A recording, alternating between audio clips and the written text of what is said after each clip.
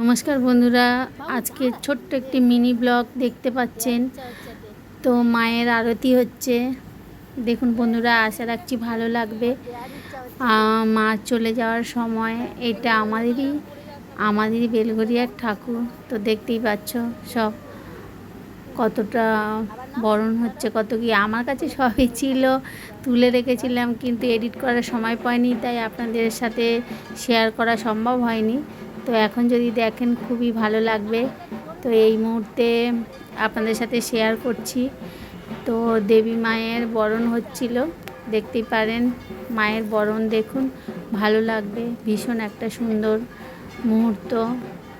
আমি আগেও বলেছি যে যেগুলো আমার আনন্দের মুহূর্ত বা কষ্টের মুহূর্ত বা যাই হোক, আমার মনে গেঁথে যাওয়ার কিছু মুহূর্ত, মনে রাখার কিছু মুহূর্ত আমি মিডিয়াতে ধরে রাখতে চাই। তাই সেগুলো প্রত্যেকটা আপনাদের সাথে শেয়ার করি, মিডিয়াতে দিই ভিডিও করে।